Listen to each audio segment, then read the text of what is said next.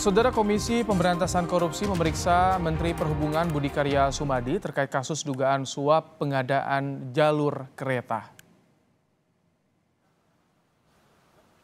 Hari ini, Menteri Perhubungan Budi Karya Sumadi bersama Sekretaris Jenderal Kementerian Perhubungan diperiksa sebagai saksi oleh KPK. Sebelumnya, Menteri Perhubungan Budi Karya Sumadi sudah dipanggil untuk pemeriksaan pada 14 Juli, namun berhalangan hadir. Menhub Budi Karya Sumadi diperiksa KPK untuk mendalami dugaan rencana pemberian 100 juta ke Dirjen Perkeretaapian Kementerian Perhubungan.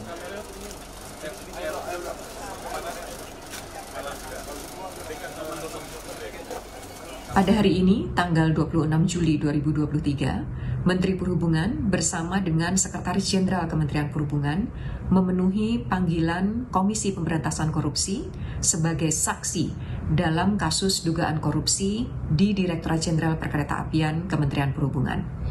Terkait dengan pemeriksaan, tentu kami serahkan sepenuhnya kepada pihak Komisi Pemberantasan Korupsi. Kehadiran Menteri Perhubungan dan Sekretaris Jenderal Kementerian Perhubungan ini adalah bentuk dukungan kami terhadap proses hukum yang tengah berlangsung. Dan ini juga merupakan wujud komitmen dari Kementerian Perhubungan untuk terus mendukung upaya-upaya pemberantasan korupsi. Komisi Pemberantasan Korupsi telah menetapkan 10 orang sebagai tersangka dalam kasus dugaan suap pembangunan dan pemeliharaan jalur kereta api di lingkungan Dirjen Perkeretaapian. Dalam dakwaan terungkap jika uang suap yang diberikan terkait proyek jalur kereta api mencapai lebih dari 18 miliar rupiah. Dalam persidangan terungkap jika diduga ada rencana pemberian uang suap kepada sejumlah pejabat di Kementerian Perhubungan.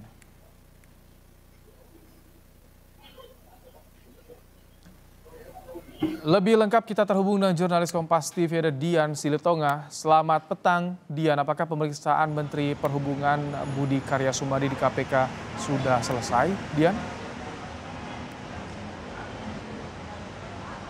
Belum selesai sampai dengan sore hari ini, Ibrahim. Pemeriksaan masih berlangsung dan memang pemeriksaan berlangsung cukup lama karena kalau kita hitung dari waktu kedatangan Menteri Perhubungan Budi Karya Sumadi yang diperkirakan tiba di Kafling C1 gedung KPK sekitar pukul 7:30 pagi tadi, artinya kalau sampai dengan saat ini sudah lebih dari 7 jam Menteri Perhubungan Budi Karya Sumadi diperiksa oleh penyidik KPK.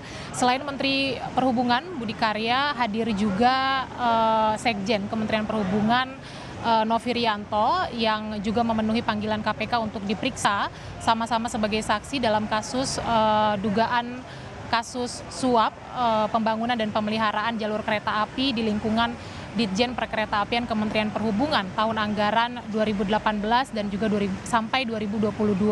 Nah, keduanya baik Budi Karya maupun juga Novi Rianto ini diperiksa sebagai saksi untuk salah satu tersangka atas nama Putu Sumarjaya yang sebelumnya menjabat sebagai Kepala Balai Teknik Perkeretaapian Jawa bagian Tengah. Pemeriksaan hari ini juga merupakan penjadwalan ulang terhadap Menteri Perhubungan Budi Karya Sumadi karena sebelumnya Menhub Budi Karya diperiksa atau dijadwalkan diperiksa pada tanggal 14 Juli yang lalu. Saya ajak kita untuk mendengarkan pernyataan dari Kepala Bagian Pemberitaan KPK, Ali Fikri berikut ini. KPK akan memanggil dan melakukan pemeriksaan terhadap Menteri Perhubungan pekan ini dan kebetulan hari ini juga yang bersangkutan sudah hadir.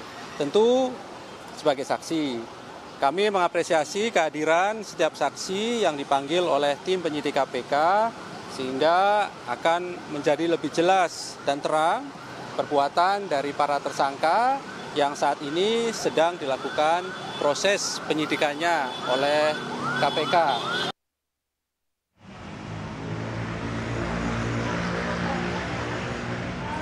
Menjabat sebagai Menteri Perhubungan, tentu saja penyidik KPK ingin mendalami terkait pengetahuan Budi Karya Sumadi soal mulai dari perencanaan, pengadaan hingga pengawasan dari proyek pembangunan dan pemeliharaan jalur kereta api di lingkungan Ditjen Perkeretaapian Kementerian Perhubungan tentunya.